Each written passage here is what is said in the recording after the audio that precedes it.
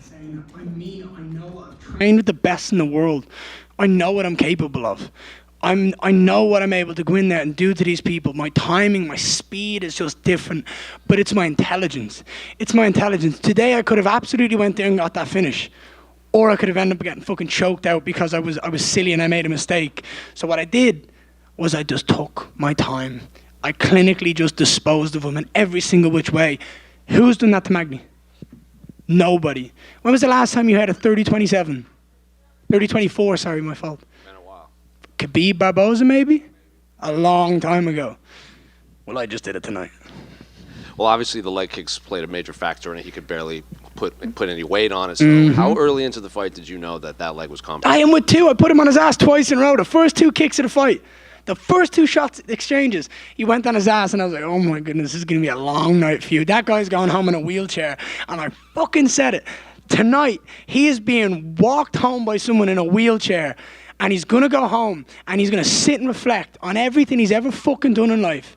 Right? I whooped his ass tonight, and he better sit there and think, fuck, I might need to change my life. I have to ask, between rounds, you obviously gave him the finger. You had some words for him after. He said, get the fuck out of my face. I said, fuck you, bitch. Tell me what to do. What did you tell him after the fight, then? When I went to him at the very end, I said, hey, respect after battle. I respect any man that's willing to step into the octagon with me. You have to. You have to respect someone. Firstly, Neil took the fight on 7 days' notice. But also, I took the fight on 7 days' notice. There's not many people who do that. I went from two opposite ends of the spectrum. And I showed up and I made that happen. I made what I did tonight was so easy, so clinical, but it was so special. The energy that I was able to get from that Boston crowd, the energy that I soaked up, it was so much fun. Well, to kind of go off of that, we saw the videos of the open workout you did yesterday. Like, not many people are holding open workouts in a pub 12 hours before their fight or so. So how would you describe this whole week for you in general? So look, I'm very blessed that the way I carry myself, the way that I train, the way that I prepare for fights, the way that I cut weight, the way that I do absolutely everything is elite of the elite. There is no one that does it better than me, and you can argue that all day, but the truth of the matter is I'm able to hold open workouts in front of thousands of fans in a pub in Boston. I was this close to pushing the boundaries. My wife was with me and she said, if you step foot outside on that street and hit pads, you're going to get put in prison tonight because there's a riot law. I was like, fuck it, that'd be a great story. That'd be a great story if the boys are like, he has a fight tonight, we need to pull him out, we need to bail him out. I was like, that would be genius. But I also have a visa that I need to keep, so I need to be super smart, right? But it's just so much fun. Israel Adesanya said recently on his 292 preview, he said, I don't know how to explain it, I don't know what it is, but he's got that Goku energy. Or he's got that Goku spirit. And I wanted to look up exactly what it meant to all the anime fans. And it said that the Goku spirit means that he channels energy from all living things and puts it back out there in the world. And I just did it. I channeled all that energy from the pub last night. I channeled all that energy from that walkout tonight. And I just gave back to the people. I just put on a performance that people remember for the rest of their lives. And obviously you called out Wonder Boy for later on in the year. So how confident are you? Like, he said your name when he was on the MMA Hour. He goes, I have no problem fighting the Ian Garrys of the world. So how confident do you think that you'll get that fight? I love Wonder Boy. I love him. He's an amazing person. He's an amazing human. And he's one of the best we've ever seen in the striking department, in UFC history, in the world. 57-0 in kickboxing. Every single time I watch him fight, I get pissed when I see someone shoot a double leg on him. I'm not going to do that. For sure, we might end up in grappling positions. If he gets too close or I get too close, it's an MMA fight at the end of the day. I'm not saying I'm going to just literally stand like this with him, but I want to prove to the world that I am the best striker in the division. I'm one of the best strikers of all time. And to do that, you have to go out and beat people of that caliber. And Wonder Boy is that guy. So for me to go out there and to beat Wonder Boy, to finish him, to get a decision win, whatever the win is, to have my hand raised against that man absolutely means that I am the new generation of strikers in the UFC, and it is unarguable that I am the best striker in the division. And last one for me, kind of going off of that, when Israel fought Anderson Silva, he said there were moments when he fought where he's like, oh, I've seen this on television a million times, and it was kind of surreal seeing it coming at him. Do you think you would have those moments against Wonder Boy? Yes and no. Israel and Izzy have a very, very similar game set, like game plan, game set. Like everything they do is very, very similar, and they're both elite at what they do. Like in their primes, could you imagine seeing those two go at it in the prime? Amazing, right? It's a dream matchup. Wonderboy is a very different striker. He's a very different tactician. What the problem is with Wonderboy is many people don't know how to solve the Rubik's Cube. He's a challenge. He's difficult. I believe I have all the keys and all the skill to go out there and find that victory, and prove that like speed, patience, and intelligence is what can go out there and get that win. And I would love to compete against Wonderboy. It would be amazing. And I'd fucking train with him against Wonderboy, for Wonderboy. Because we're that type of guys. Like, I'd love to do it. So, yeah, he's a very taekwondo style, and I don't have that style. I'm very much like boxing and kickboxing. I mean, I only started kicking like 4 years ago, and I'm the best at it. So I'm looking forward to that challenge. Oh, I want 5 rounds. The fans deserve, again, giving back to the people. The fans deserve 5 rounds, and if he can last that long, it's better for the people. Ian, do you feel like the fight with Wonderboy would be like a title eliminator? You're somebody that's kind of been calling his shots, right? Like, so what would that fight mean, or would you still need one more for? No. I'm not going. No, 4 more. Okay. 4 more. I'm not rushing. I'm 25 years of age. I don't need to rush. I need to develop my skill set to be the best I possibly can be, because when I hold that belt, there's nobody taking that belt off me. I'm retiring as the champion. I'm retiring as one of the greatest of all time, and nobody's going to come close to me. Yeah. I want to beat Wonderboy. I want to have that title as the greatest striker in welterweight history. That's what I want, and I need to beat Wonderboy to do that. But then there's a lot of grapplers in the division. I'm going back to Brazil. I'm going to jump on a plane soon. I'm going to go back to Brazil, and I'm going to absolutely hound jiu-jitsu out of it. I'm going to work on my wrestling, and I'm promising you now, when those guys shoot, when those guys feel the speed and the kicks that I have and the power that I have in my hands and just the understanding of striking, when they shoot, they're just going to go, fuck, he's just as good on the ground. And tonight I showed that. Tonight I showed how good I was in the clinch. I took my time against Magny. He's awkward. Didn't put me anywhere near the ground. I took him down. And at the end, the last thing I wanted to do against Magny was get swept or take an elbow or anything like that, because I'm far too pretty to leave a fight with a cut or blood or anything like that. I just had a 15-minute fight. You guys have seen me 6 times now. Have I ever left that octagon with a mark? No. I'm never gonna. And was beating Magny, did you feel sort of next? Magny's a scumbag, and I'm glad I fucking went down and gave him a hiding. Because the shit he said at that press conference to you guys last week, I don't know how none of you picked up on that, by the way. The first second I heard it, I was like, what did he just say? I paused, I was like, sorry. I must have misunderstood that. I watched it again, and I was like, oh my goodness. You cannot say something like that and get away with it. It seems that brought something out of you. So fucking right it did. You almost justice. That you have some bad blood now going into a fight? Look, my baby sat over there in the corner over here, right? I know from my life, I was a pest as a kid. Look at me. I'm the exact type of person that's going to cause trouble. Do you know what I mean? I got a fucking whack at a wooden spoon. That doesn't mean I go and fucking do it to him.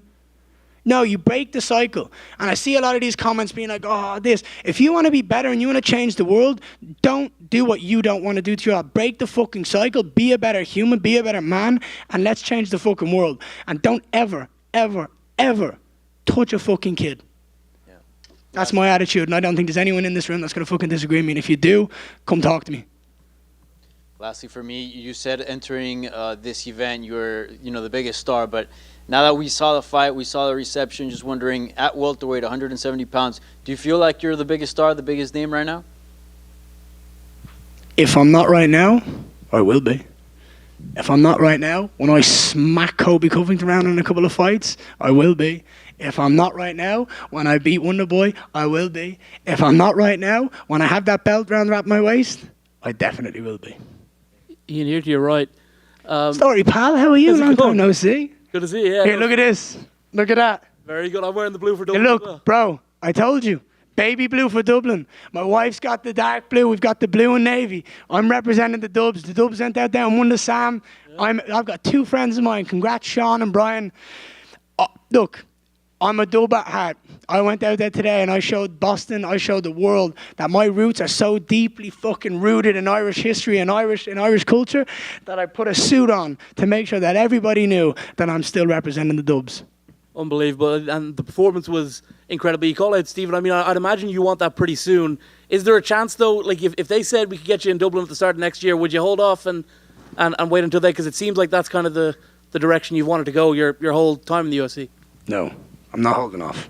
No way. My foot's firmly down on that fucking pedal and I'm not stopping anytime soon. I believe that I can beat Wonderboy in December whenever they want to do it, wherever they believe is best, because at the end of the day, it's not my job to say where they do that. That's what they're here for. They said they've got the Irish guy blueprint. Right, let's see it. But they absolutely have to bring me back to Dublin and Ireland. I've said it for years. I'm the guy that's going to bring them back. I'm going to relight that fucking flame in Ireland, in Irish MMA. I'm going to bring back that chaotic energy that we have. I'm going to have fans traveling the fucking world, jumping on cars, setting fucking fires, drinking the world away. I'm going to cause... Look, the Irish fans are the best in the world, and we need to relight that flame, and I'm the guy to do it. You mentioned wanting 3 or 4 fights. I mean, obviously, it sounds like Wonderboy and Colby are 2 of those. Who are the other guys on the list before you head up to fighting for the title? Who would you want to see? It's a good question. Shavkat? I've trained with Shavkat. I'm telling you now, me and Shavkat will be a hell of a show if that happens one day. I know who you won't fight is Gilbert. Gilbert's my boy. I was actually going to call him out for the crack tonight. I was going to be like, I want to fight Gilbert Burns next. Fuck you. No, I was going to do it. I thought it'd be so funny. But I was like, no, I need to stick to business. I need to shoot my shot and get it. Is it too late, by the way, this is the last question for me. Is it too late now for your mom to call you, or have you spoken to your family back at home? Oh, my phone's in airplane mode and it's not getting taken off airplane mode for about 4 weeks. I'm going to change my number tomorrow. I'm going to send a couple of people a text and I'll be like, hey, this is me. Don't give my number to anybody. Yeah, I like to keep myself very private to everybody. I have a very, very close circle. I keep it tight because it matters to me. Ian right here. How are you, sir? Good, how are you? How do you think I feel? I feel fucking amazing. Yeah. Top 10 in the world, baby. Yeah. You said you don't have a mark on you. How quick of a turnaround do you want? I think they'd want me to do MSG. Yeah. And the truth is that it makes sense, but tax. It's a lot of tax. And fuck that. Let's avoid that if we can. Avoid it like the plague. Vegas is way better. So, I love Vegas. I have so much of a connection with Vegas. I got married in Vegas. I had my first baby scan in Vegas. My son's middle name is Vegas. I love and adore it. So I'd love to go back to Vegas and put on a show. I mean, it's the biggest city in the world. The Irish crowd, you know. I'd be excited to do it. I think that would be an awesome 5-round fight in Vegas for the fans. I'm just never finding the fucking apex. I can promise you that. So one thing that storyline with you and Magny was Magny's never really been a trash talker. You got in his head. You got him trash talk. Now you're talking to Stephen Thompson. I mean, that's like the good Christian guy. Doesn't say a bad word about anything. I mean, would you trash talk Stephen Thompson? I could try. I have so much respect for Stephen. This is the thing. You can try. But I believe there's levels to it, right? I fucking made Jeff Neal pull out by selling his mugshot, right? I beat him. He's done. Like I have won 2 fights in 1 fight camp here. And then Magny gave me gold. It's like someone handing you a gold bang on here. Yeah, don't drop it. It's like, obviously not. I'm going to use this. You can't sit there and say something so fucking stupid on air, on live TV, and not get absolutely slated for it. Like, and that was my girl. Like, I didn't want him to have one word spoken at that press conference because he didn't deserve it. And also, did you see the emotion? Go back and watch the press conference when Dana was like, right, we're going to wrap it up. And you look at Magny and he's fucking livid. You could see it in his body and his soul that he was pissed. I got in that man's head. I pissed him off. I made him stressed. I made him angry. And don't think for a second that when he went home at night that he was livid. When he weighed in and I seen him there, that he was livid. And every time I looked at him and smiled, that he was like, oh, I want to break that kid's face. But what happened? They got his fucking ass handed to him. Justice is amazing.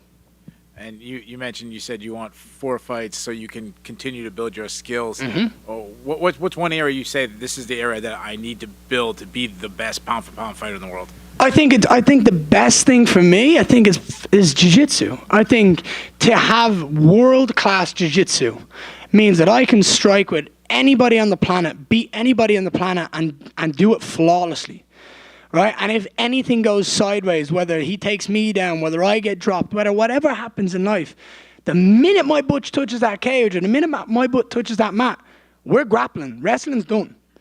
So for me, the world-class striking, and I want to be a world champion in jiu-jitsu. I might compete in the worlds this year in jiu-jitsu if I can as well. If I'm not, if I fight in December, I might compete at the worlds this year and go out and get an official world champion in no-gi jiu-jitsu. So we'll see.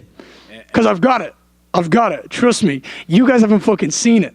I haven't shown anybody it, but it's there. And you want to ask people? Go ask Gilbert Burns. Go ask Felipe Pena. Go ask fucking Wagner Hoscher. Go ask all of these elite world-class jiu-jitsu practitioners that I've trained with. And they'll tell you that I can grapple. And my last question is, you're saying it's a flawless victory, and I agree. The only negative I heard was at one point, or I think twice, you actually put your hand over the cage, and the broadcast team was saying that that's illegal. Did they? No, I didn't put my hand over it ever. I put my hand on it. And Keith was saying, get your hand off. I said, I'm just resting. I'm chilling out here. What's he going to do? Look, if you go back and watch it and my hand goes over, you're right. I'm not. No. But watch. If you go on and it's over, like a chicken wing, you're right. If it's like this, I'm right. And I'm goddamn sure that my hand didn't come down off that thing. I can promise you that. I was just chilling. There was nothing he was doing. So I'm like, shit, all right, I'm just going to lean here and take my time. Congratulations. Thank you. It's bash it out. If difficult fights are learning experiences, and, like you said, not a lot of 30-24s pop up, what can you learn from a fight like this? That I am absolutely sensational at what I do. That's the truth. I can learn that when I talk the talk and I walk the walk, that I am fucking honest to myself. And the truth is, I took that fight in 7 days' notice, and look how good I looked against a guy that I had fuck all time to prepare for. I'm elite. Ian, back right over here. How are you, sir? Good, you, sir. I'm fucking amazing. So you had mentioned earlier in the week that a lot of people over in Europe are going to be staying up really late to watch you fight tonight. What's your message to all those people back home who are maybe on their third cup of coffee trying to enjoy it? I hope it was worth the wait. I hope we put on a show that you'll always remember. I remember being that guy that was sat at home at 5 o'clock in the morning watching Gilbert Burns and Kamaru Usman with my friends on the couch, having pizza, fucking drinking coffee, drinking Monster, drinking everything we possibly could to keep our body up. I'll never forget those moments. So I hope that kids that are in that position, I hope they just enjoy it as much as I did when I was in that position, because it's memories you make for a lifetime. I remember all of Conor's fights. I remember everywhere I was. I remember who I was with. I remember what I was doing, because it's emotionally invested. So I hope people are emotionally invested. I hope they feel the energy, and I hope they go out and have a fucking great night. All right, thank you, Ian. Thank you so much. Right, thank you so much. Onwards and upwards from here, if that's possible. Thank you so much.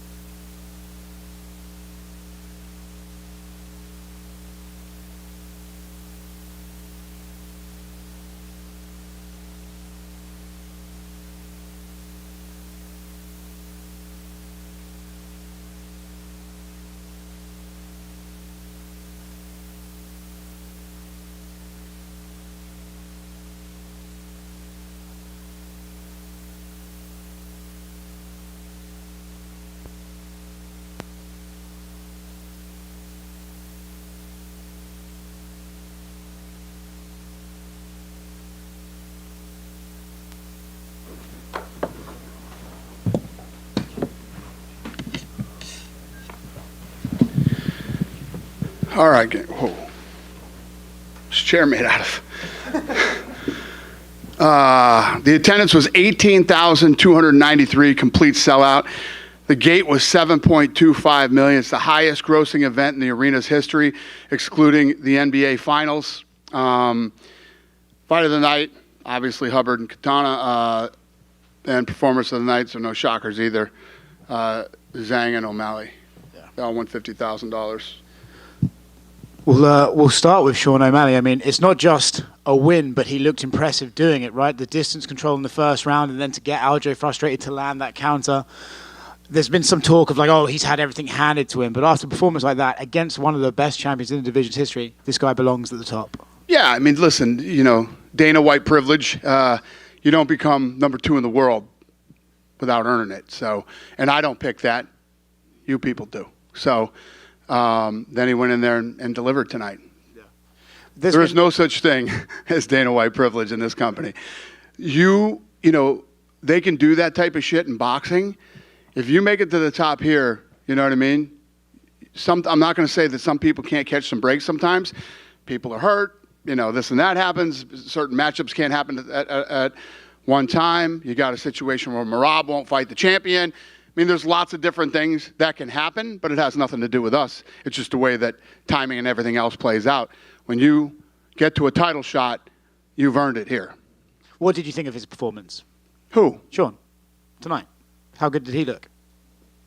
How do you even want me to answer that question? He knocked him out. In my head, when you think about the fight and you think about Sterling, you say to yourself, how does Sean beat this guy? How does Sean stop the takedown? He's not going to be able to stop the take. Maybe he'll do it a couple times, but all night. Cejudo couldn't. But you never know, man. Styles make fights, and things happen in fights that you sometimes don't expect. And this is also the biggest bantamweight championship fight ever on pay-per-view globally. It broke the record. Biggest bantamweight championship fight ever. I'm sure you saw the crowd at the end. O'Malley isn't going to be a star. He is a star. We'll move on from him to Zhang Weili. Again, equally impressive, domination throughout that fight. She's potentially already the GOAT in that division. What did you make of her performance this evening? Yeah, no, I mean, like you said, it was completely dominant. Lemos was tough as hell, ate a lot of shots. I mean, and she broke a record tonight for strike differential. She actually beat Valentina Shevchenko's record. And, I mean, you can't win any more dominantly than that other than a finish. She got out of a pretty scary choke at one point. I mean, she looked good. Especially, I mean, Lemos is so tough, and Lemos hits like a man. You know what I mean? When she throws punches, they have bad intentions, and she caught Weili a few times with some good shots, and she took those too. Weili Zhang is a beast. It's a dominating win, right? But for Lemos, it's like she's so tough that her stock almost rises a bit. Okay, she might not beat the champion, but no one's putting her away anytime. Yeah, I mean, listen, she's tough, but I mean the scores were insane, and the strike differential, and yeah, she's a nice kid. I like her, but she was completely outclassed tonight. Right. Last one for me. Possibly the best tough finale since Bonner and Griffin. Yeah, it was good, really good. I mean, they won the fight of the night, so it's pretty awesome when you have a card stacked with talent like tonight, and the Ultimate Fighter finale wins fight of the night. That's pretty impressive. Obviously, the question that you've heard probably 3,000 times this year is, when do we see the coaches of that season fight? Is there an update on Conor versus Chandler? No. What did you make of Ian Garry's performance? He's obviously another budding star. He seems to have his plan laid out. He wants 4 more fights and a title shot. What did you make of his win over Neil Magny? Listen, very, very good win for him, because when you think of how tough and durable and crafty of a veteran that Magny is and how hard he is to put away, I thought he was a couple leg kicks away from that thing being over, and he was not. And Magny, being the stud that he is, he ran out of the octagon the way that he did because I think he didn't think if he waited longer he would be able to walk out of there. That's how tough he is. So, listen, Ian is a very confident, he when he looks back at the tape tonight and watches, how a crafty veteran like Magny got to the end of the 3rd round, I think he'll learn a lot from this fight. And, It's almost like the perfect, as you look at opponents. Magny came in on late notice. He didn't train for Magny. He trained for Neil. So yeah, he looked damn good. What did you make of the build-up? Like at the press conference when Ian's bringing up the things that Neil said about, like, when I whip my kids, and Ian's cutting him off saying, like, oh, you don't deserve to talk after saying that. What did you make of their build-up that kind of came out of nowhere? I don't know. That shit happens in fights, man. You never know what's going to happen, what people are going to say, or what's going to go on. You never know, where their head is leading into these type of fights. And, fighting is a crazy fucking business, man. I mean, the stuff that's said, it's like when I come in here after a fight and they're like, oh my God, he said this. That's why I'm always like, I don't give a shit. This is the fight game. People say crazy stuff sometimes, and it just is what it is. And nobody in this room, maybe, I don't know if anybody, but pretty much I would think nobody in this room has ever been, in a fight like these guys are in, and what kind of pressure under what you're thinking. And it's a different world, man. It's different than playing a football game or a baseball game or anything else in life. He obviously called out Wonder Boy and wants a 5-round main event. Wonder Boy has said, like, I'll fight the Garrys of the world. Is that a fight you would be interested in? Wonder Boy turned the fight down tonight. Okay, there you go. You talked to him right away, like right after? Listen, we make fights, man. That's what we do. Going further down, Cheeto got another big win. Sean O'Malley's called his shot. Like, he wants Cheeto in December. Is that something that you now have to seriously look at, too? Following up the last question you asked me, we don't talk about fights in the fight. What do you think Chris Weidman should do after retire? Retire? Yeah, I love Chris Weidman. I love him. I love his family, and I think he should retire. We talked to Doc D. Doc D thinks he blew his MCL, ACL.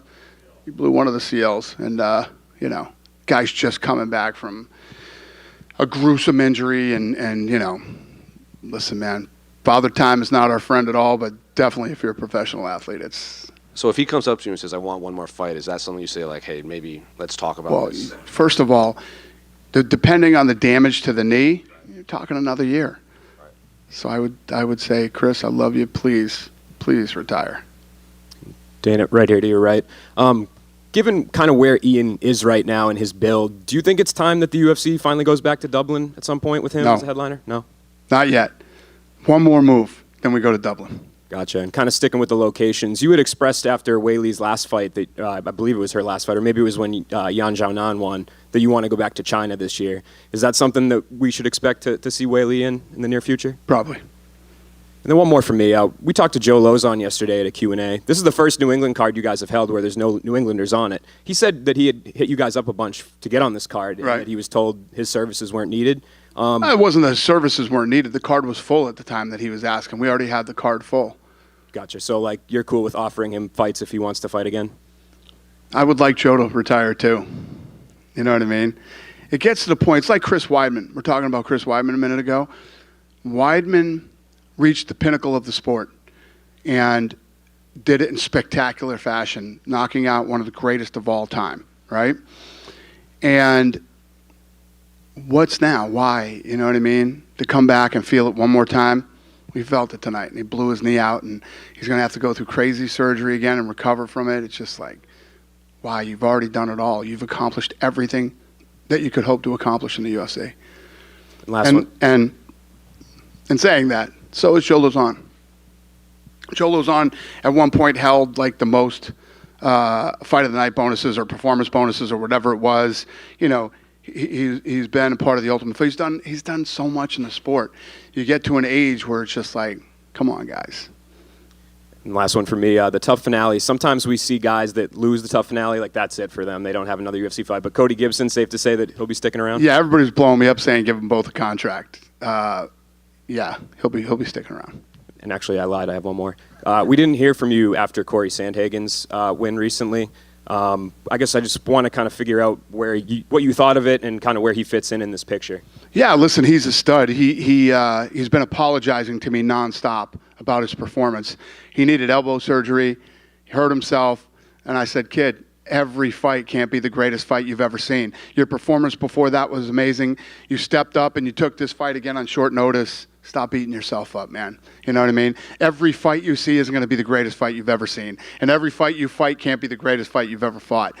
You won. You're in a great position. Heal up, get your shit together, and we'll get you back in there. And you can erase everybody's memories of people thought that was whatever people thought of it. Yep. Dana, right here in the front, a few questions for you. I know you don't like to make fights, so I'm not going to ask you about a specific fight, but how you did just say that you don't want Ian to go to Dublin next. I mean, I do want Ian to go to Dublin, just not next. Not next. Madison Square Garden, he's got to go. Okay, that was the question I was going to ask you. I mean, Irish guy, Madison Square 100%. Garden. Is that like a done deal? You get him there? There's a blueprint for this shit, and we got it. So. You just talked about Sean O'Malley saying how pro the crowd was with him. I don't remember the last time I saw a crowd be that one-sided for a guy who wasn't their hometown since probably Conor versus Dennis Siver right here. It's true. We always talk about who could be the next Conor, Ronda Rousey, Brock Lesnar. What about beyond that? Do you see someone on the roster, possibly Sean O'Malley after they could actually surpass that stardom of like a Conor and Ronda and all those? Well, it's not about surpassing them. It's about who's next and how. And, when Conor McGregor, exploded onto the scene, he ignited Europe and other parts of the world. And now, like Sean O'Malley coming into Boston, everywhere I went, yesterday and today, everywhere, and I'm sure you guys experienced this too, hair, shirts, the whole deal. I mean, everybody was wearing O'Malley stuff. And you saw the reaction when he won tonight, how the place just erupted. And when you think about this, I say it every fucking Tuesday. The Contender Series is the best show on television. The Contender Series is incredible.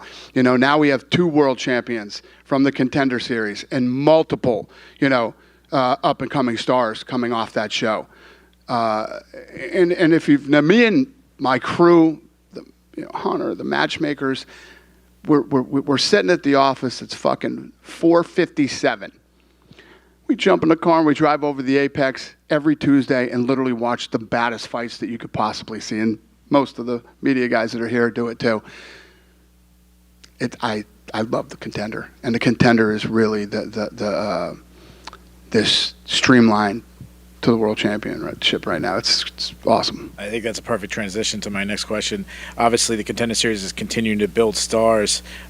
Probably the biggest star since Sean O'Malley, in my opinion, is probably Bo Nickel. I mean, he's got that buzz around him. He said he's going to take some time off. Any idea when we could see him back in action? 100%. No, but yeah, you're absolutely right. I mean, yeah, Bo Nickel, Macy Barber. I mean, Hill. I mean, so many people have come off that show. The list goes on and on. Kevin Holland. I think the last year it started, and then this year from episode 1, and now the second one we just did. This thing's trending worldwide now.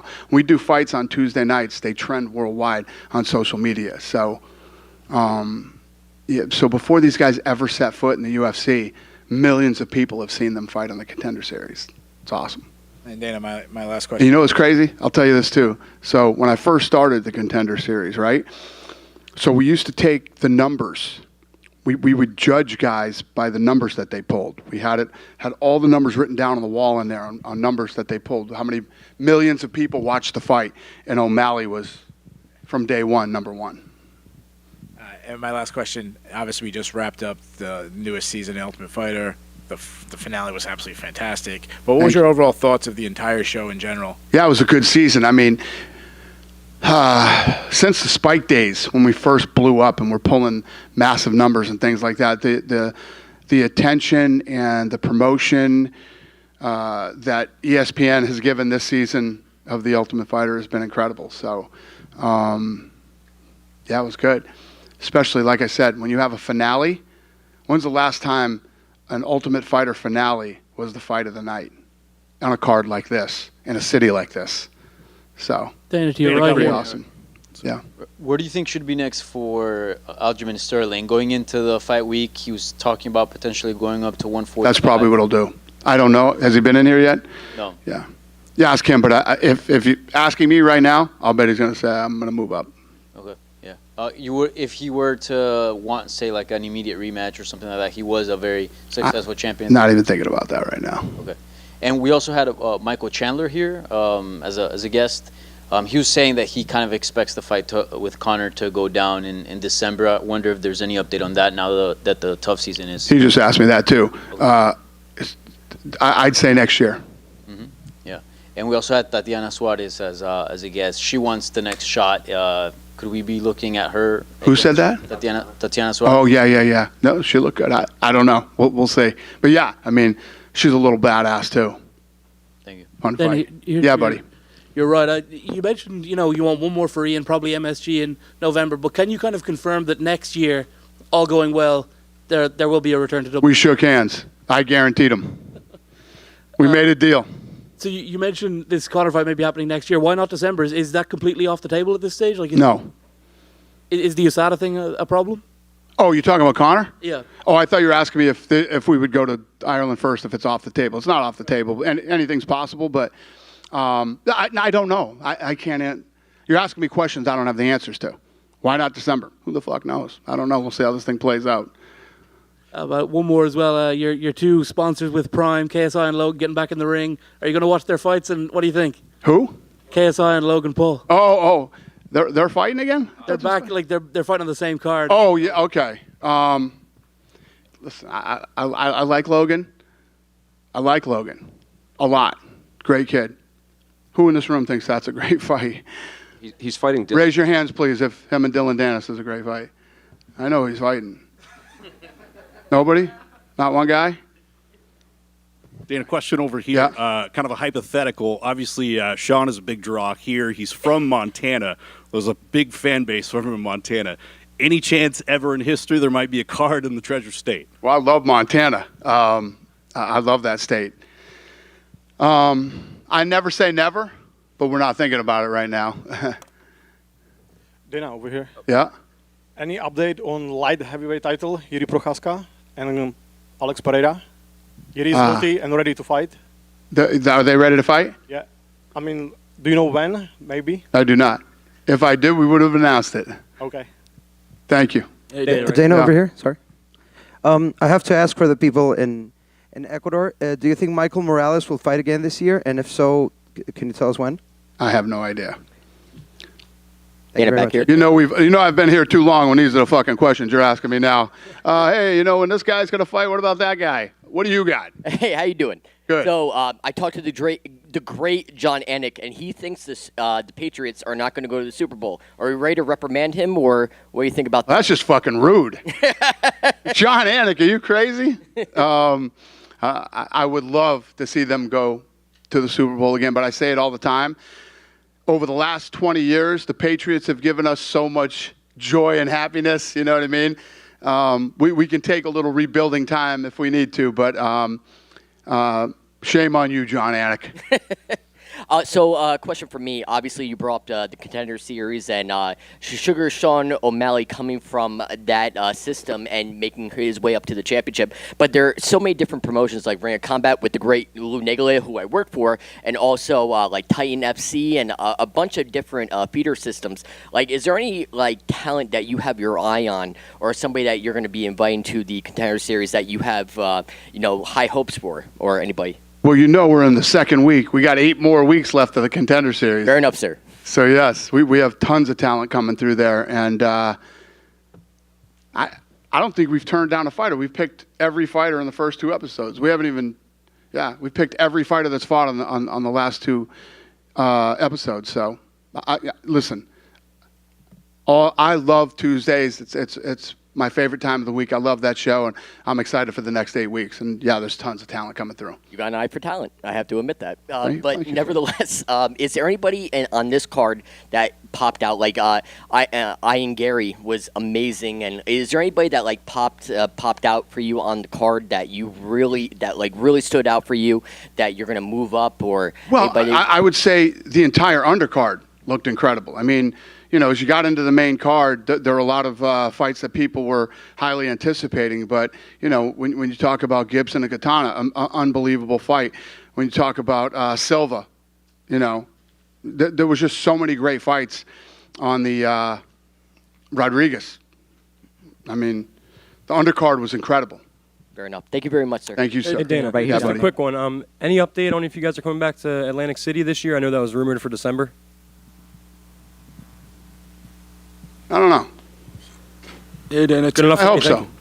You hope so, he said? I hope so, yeah. Thank you, Dana. All right, buddy. Dana, right here down the middle. Yeah. We spoke to Ian Garry earlier in the week, and he said that he was surprised that fellow Irishman Paul Hughes hasn't been signed to the UFC. Is Paul Hughes on your radar at all? Do you know how many guys are surprised that their guys they're friends with haven't been signed to the UFC yet? I hear that every day. But you know, with the Contender Series going on right now, and with the amount of fights that we put on right now, the other thing that's happened is we've had. It's been a while since the injury bug has fucking terrorized us like it has over the last few months.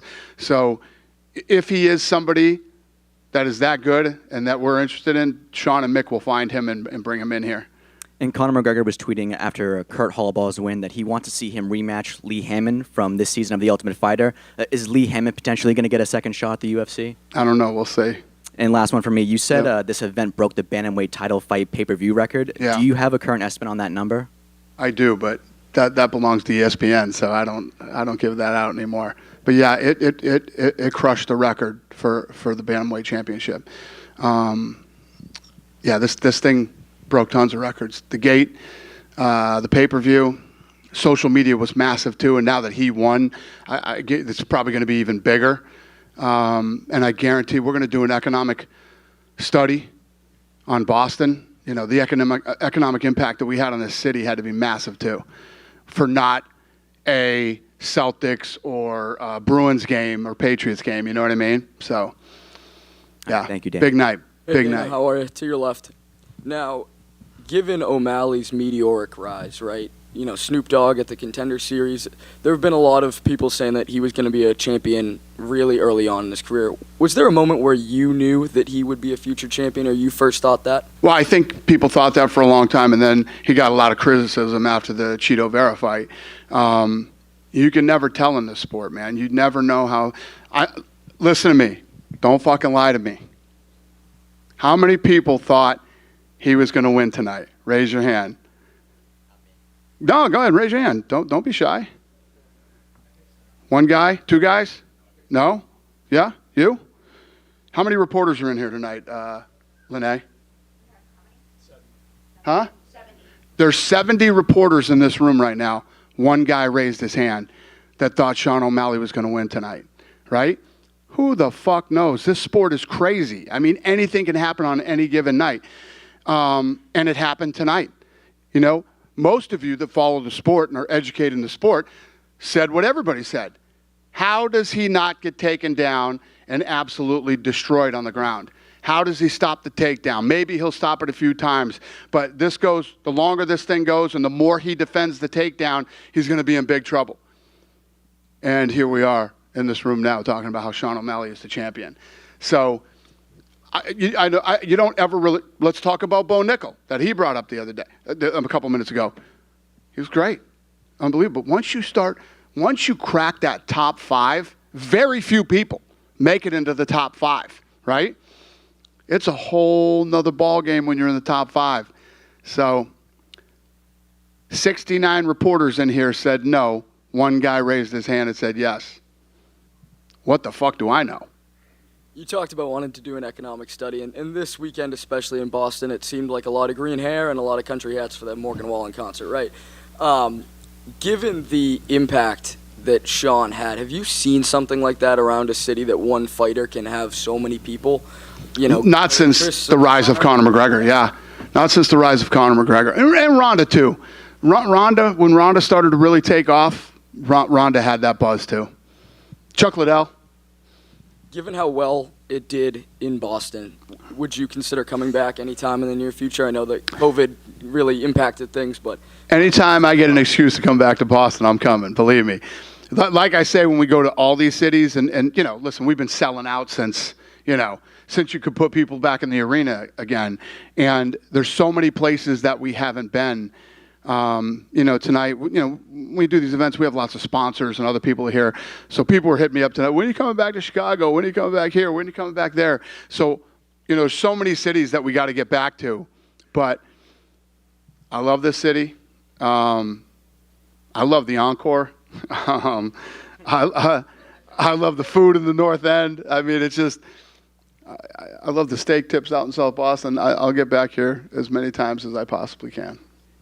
Awesome. Thank you. Thank you. You guys done with me? So Donna. One more? Yeah. Yes, Yes, Donna, sir. This is from China, Migu. Currently, Weili and Lemos fight attract over 1.9 billion views in China's social media. So, however, consider bring the UFC back to China this year. That makes me very happy, sir. I'm happy to hear that, and the answer is yes. Do you know when? I do not. As soon as possible.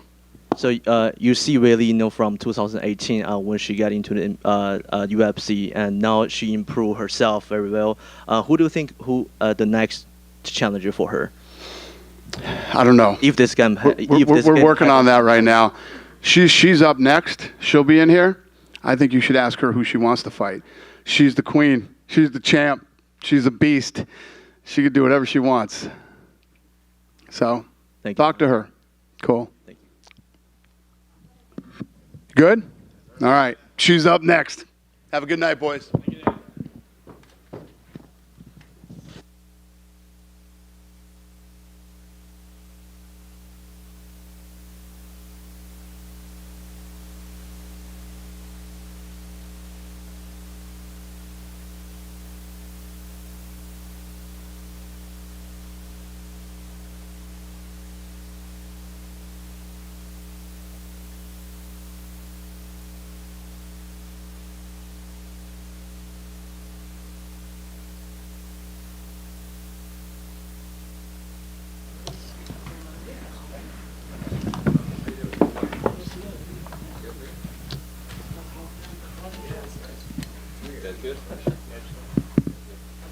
Weili, congratulations. Thank you. On the victory, pretty flawless performance. You set a lot of records. I think even Dana said you broke Valentina's record for significant strikes in a title fight. So physically, how are you feeling, and emotionally, how are you feeling after that defense? 就是你今天打破了那个打击数差别的记录，舍甫琴科保持那记录。那你对于打破这个记录，你现在感觉怎么样？然后自己有什么想法？我感觉超越了自己，因为我觉得人生最大的敌人就是自己。我每天都是在不断的让自己变得更好。Yeah, I think I don't really care about the record, but the only thing I'm concerned is to surpass myself. The only challenge or opponent to me is myself. What are we gonna do every day is, am I the Zhang Weili better than who I was yesterday? She herself, obviously, she absorbed a lot of strikes, and Dana said she showed toughness in there, but she did throw up a lot of submissions, especially in the first and near the end. Were any of those chokes close or tight at all? 拉莫斯打得很强硬，他也挨了很多打，但是他仍然坚持了5回合。那么第一个回合的时候，他有一个对你的降服尝试，你觉得那个降服尝试拿得深吗？对你造成了威胁吗？那个不太深，我的那个脖子没在里面，只是拿到了头。Yeah, the submission attempt in the first one is not that deep. So my neck, she didn't really get my neck, so it's not that dangerous to me. 拿到了，然后我也没有着急，我就觉得没问题。So there is no panic to me, so I just to be calm and try to escape from that situation. Were you surprised that she was able to absorb so many blows and continue fighting? 你有想到她那么抗揍吗？哇，没想到，太顽强了！我天哪，她是真的非常非常顽强，非常值得尊重。Yeah, she's unbelievable tough. Yeah, I respect her. 好几次我都看到她眼睛都闭上了，但是她真的又挺过来了。Yeah, there are so many moments during the fight. I felt her. She just almost out, but yeah, she just get through this.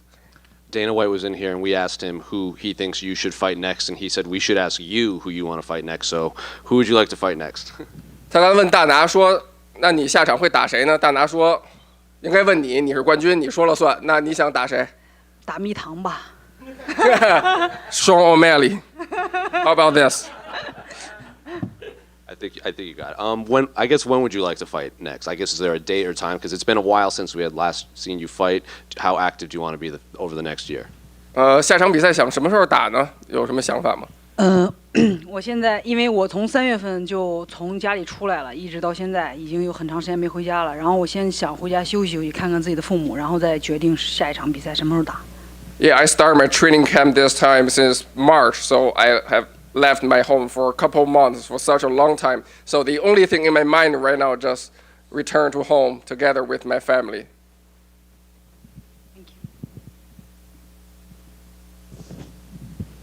Tatiana Suarez was here. She wants the next title shot. Wonder what are your thoughts on her, and do you feel like she deserves the next shot? 苏亚雷斯女小鹰说她想下一个打冠军作为挑战者，那你觉得她行吗？她配得上挑战你吗？他挺厉害的，他没有败绩，然后他全胜，我觉得他也是一个非常有竞争的对手。Yeah, she's good. She's undefeated. She's very good fighter. Yeah, I think she can be a potential challenger for the next. And a lot of champions, once they defend the belt a few times, they start looking up and they hope to maybe get a second belt. Is that something that you ever consider moving up a weight class and challenging for a second belt? 那很多选手当卫冕了几次自己这个级别的冠军之后，会想拿到第二个腰带，就是升重。那这是你会考虑的一件事吗？我也其实有考虑，然后让我们看一看接下来的125会发生什么吧。Yeah, so that was what I was thinking about, just move up to flyweight division. But so just let's see what happens next in the 125 division. And the belt will be disputed next month. Who do you have in the rematch between Alex Agrasso and Valentina Shevchenko? 那说到125，那下个月，格拉索就跟舍甫琴科打2番战，那你怎么看这场比赛？我觉得在场上看谁发挥的更好，看谁的战术更好。Yeah, let's just see who has the better performance, who has better execution, who has the better game plan in the octagon. And when you talk about like potentially moving up to 125, do you see that in the near future or in the future, like far down the line? 所以，那你说考虑过升重？那你觉得这个升重的计划是可能会在比较近的时间段内发生的，还是相对来说一个不太成型的，还是一个遥远的计划？我觉得一切都皆有可能。Everything is possible. And lastly, you has said Sean O'Malley. Just curious, what do you think of his afro, the colors, and all that? Could you repeat the question? His hair. What does she think about Sean O'Malley's hair? 哦，你刚刚说想打蜜糖，你觉得这蜜糖的头发怎么样？颜色、发型？头发非常的好看，非常漂亮。Oh, very beautiful. Yeah, I like it. Weili, right here. Yeah. Dana was in there earlier. Was asked about you fighting in China. He said, yeah, for sure, he wants that to happen soon. How big would a fight between you and fellow countrywoman Yan Xinan be in China? 刚刚大拿也说过，你可能想过在中国打一场大比赛，然后呢，那你觉得如果在中国比赛，然后又有可能是你打你的同胞严小南，那你觉得那会是一场很大的比赛吗？我现在没想过，我现在只是想着先好好休息，然后接下来再看接下来要发生什么。It's not a thing I'm thinking right now. The only thing in my mind right now, just have a break, have some rest, and then let's see what happens for the next. Over here. Hello. Congratulations on the win. So as far as crowd reception is concerned, Boston gave you a huge reception. Everybody was very, very happy when you won, and also during the weigh-ins, they were all cheering you. How did it feel to get such a great reception from the Boston crowd? 整个这一周啊，波士顿的人都太爱你了，太支持你了。从新闻发布会、称重仪式到今天的比赛，所有人都在喊你的名字。那你觉着波士顿的观众，你有什么想对他们说的吗？哇，天哪！对这座城市，我太爱这里了，我非常非常喜欢这里。然后，我19年来过这儿看过一次比赛，然后我当时就说，哎呀，我想来波士顿比赛。然后4年以后来这儿比赛的时候，就直接告诉我波士顿有比赛，我就特别开心，然后就来到这儿比赛。然后结果来到这儿，我也没有想到，就是所有的粉丝观众对那么热情，真的超乎我的想象。我感觉就像我的主场一样。Yeah, Boston is amazing. I love this city so much. You know, in 2019, I've been here to watch an event, and I like here. So then, from that time, I was just thinking, okay, maybe one day I can fight in the Boston. So when UFC told me, how about we fight in Boston for this fight, I just said, okay, let's do it. And it's kind of a dream come true. And it's unbelievable that the people in the city give me such a massive support. Yeah, I love Boston. 然后现场观众给了我很大的能量。Yeah, the audience in this arena tonight is they just gave me massive energy. 我觉得再打5个回合我都也不累。I definitely can fight 5 more rounds. Awesome. This is my last question. So fighting Yan, obviously it's China versus China. She's 3rd ranked. Would you want to have that fight in China? Obviously it's going to be a much hyped, much anticipated fight between 2 top contenders in China, or would you don't care where it happens? You don't care if it's in front of China, if it's here, like where would you want the fight to take place? 那如果你下一场可能的对决是对现在排第3的严小楠2个中国的女孩来争夺这个腰带，那你是更希望这场比赛在中国发生呢，还是在哪儿打都无所谓？我觉得地点什么都无所谓，然后就看怎么接下来一场跟谁打吧，我觉得。Yeah, I think it doesn't matter where we fight, but just let's see who I fight for the next. Correct. Thank you very much. Thank you so much. Okay. Okay. Thank you.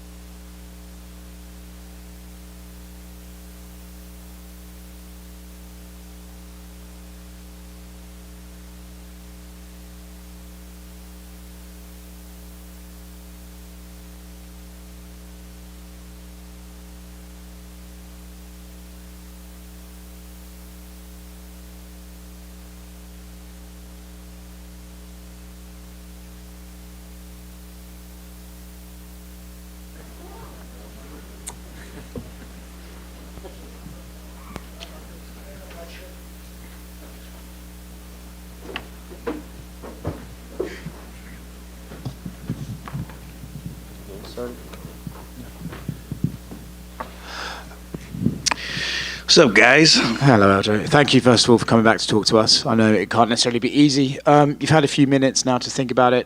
Just talk us through the emotions right now. Losing the belt, losing it to a guy like Sean O'Malley. How are you feeling, and how do you think the fight went? It definitely sucks. I mean, I'm not going to lie about that. There was a lot coming into this fight. You know, the quick turnaround, everything. But I was happy to do it. No excuses. Sean, hey, he did a good job of the one thing I knew he would be good at, and is that step back counter. And, yeah, it's just a good shot, man. I felt like I saw something else. I stepped in. He capitalized on the one mistake that I made, and I paid for it. I mean, I felt like the fight could have still kept going, to be honest. I rolled over to try to come back up, and as soon as he stepped in, I was fine, but it was just one of those things. Can't be mad at the ref. It is what it is, man. Losing sucks. It always does. Especially losing to him. But honestly, he's a good fighter, man. A lot of the things I said coming into this fight, I said I respect his skills. I know what he's good at. I know what my strengths are, and he was able to capitalize on that tonight. And I've been here before, man. I mean, a lot worse, though, with Marlon Moraes, and I was able to bounce back and put together a pretty good streak to even get the belt, you know? So it's just one of those things. Life goes on. and it's whatever you decide to make of it. It's just one of those things, and I'm gonna remember this night for a very long time, and it's gonna fuel me for just bigger and greater things. Yeah, you mentioned, that he caught you with the one thing, and you were very good at giving him credit before this fight, probably even more than some of the onlookers and pundits and stuff. Was he in there? Was he as good as you were expecting, or in ways was he a little bit better than you were expecting? Was he doing things that you're like, oh, he's better at that range than I thought, or anything like that? He was better than what I thought in his footwork. And that was one of the things I try to get guys to emulate, because I knew that is a hard thing to do, because I do it myself when I go side to side. But it's different when someone else is doing it to you and you're like, I can't track this motherfucker down. I tracked him down a couple of times, but then he would spin out at the last second when I think I threw a side kick and he was able to pivot out beautifully. He did a couple of things really, really well. I mean, I would have liked to have gotten it down to the ground to really see how good he is down there. But like I said, the one thing I knew, we were doing a good job of throwing that overhand right into the takedown. He threw the front kick, and right after I was like, okay, I think I got his timing. I threw the left hand, and as I was coming down, he stepped back. He hit a beautiful counter right, and it was a counter right. I think it was a counter right, and it was clean, man. It was clean, and I knew I was okay, but it was one of those things. You're rolling around on the ground. The ref doesn't really know how bad you're really hurt. I know the ref hasn't really seen me in that position before, so it's kind of hard to kind of give the benefit of the doubt. Definitely think it could have gone a little bit more, but yeah, credit where credit is due, man. Sean did a great job. He stayed disciplined, man. I didn't want the fight to be boring. I could have sat on the outside and just kept playing the leg kick game, but then I would have had all the criticisms of everybody else, and I was like, see, this is the difference. He stayed disciplined to his game plan, and I kind of let, I don't want to say emotions, but I kind of let trying to be a little bit more of an exciting style for the fans play a factor. We've seen the Izzy Yoel Romero fight. We've seen bad fights before where it's kind of like not much happens because no one wants to make that grave mistake. I made the mistake. Sean capitalized. I paid for it. You mentioned there that you felt the fight could have kept going because the referee didn't know how hurt you were or weren't hurt. How hurt were you after the right hand? I thought it was fine. I mean, as soon as it rolled over, he came over to me. I was like, dude, I'm good. I mean, they asked me a question. I forgot what state we were fighting in. I will say that. That wasn't like, oh, he hit me so hard. I forgot. I was like, I legitimately just forgot where we were. And, where did you think we were? I was like, we're not in Vegas. It was like coming to Boston, but not really one of those places that we really fight at often. So I was like, I know we're not in Vegas, but I didn't want to give him an answer. And then he's going to be like, oh, no, you were fucked up, bro. You were really fucked. And then he asked me what years. I was like, 2023, bro. I was like, I'm telling you, I'm fine. I just really don't remember that we came to Massachusetts because it's not a state that you say all the time. But whatever, yeah. What's next for you, Aljo? You said in the cage very thoughtfully that, look, if he's catching me like that, 45ers could do some damage too. You want to go home and reflect. I'm sure you're not able to give an answer tonight. But when you look at this, and like you said, you came from the Rise lockout to come back and win a title, I'm sure that's the motivation to do so again. But do you do that at 35 or do you do it at 45? That's one of the things we gotta talk about. I mean, I would love to have a rematch. I just feel like even that first round, what did you guys think? What did you guys score that first round? I thought it was very close. I thought it was very close too, but I didn't know which way it was going towards. I mean, I know I landed a bunch of leg kicks. He landed a one cross to the body, and I got him on the cage at the end. I think I landed like 3 punches to the face maybe, and that was like the round. It wasn't very eventful, but I felt like we were both trying to establish our rhythm and our range. So I wasn't sure which way the fight was really going into that second round. I would agree. I think it was one of those rounds that they were going to score it either way, Yeah, so I don't know. I would like to see what the judges scored it. That would be interesting. But yeah, I don't know which way I'm going to go with things. Like I said, I would first and foremost love an opportunity to run that back and just to get some definitive answers. And maybe I could do, I don't want to say a better job because I feel like the guys I trained with were phenomenal, but maybe make it more intentful to have guys that are giving me that look going side to side. So I do a better job of preparing for that because that ultimately was the one thing I was concerned with. And it was the one thing that he did a great job with neutralizing my forward pressure where I was like, you know what, let's play Matador. And I was trying to lull him in so that I could spin him to the cage. But he didn't really play the game. So it's just one of those things, a couple of tactical things I think I need to look at. And I think it's a very winnable fight. I think he's good at what he does. I'm good at what I do. So, Aljo, would you say an immediate rematch is what you would like the most? That is 100% what I would like the most. And it's not saying like Sean doesn't deserve to beat me. Like, he could go out there and beat me again. And I think it just strengthens his case that he's as good as he says he is. But I think I've earned, I would like to think that I've earned my right to get an immediate rematch. Yeah.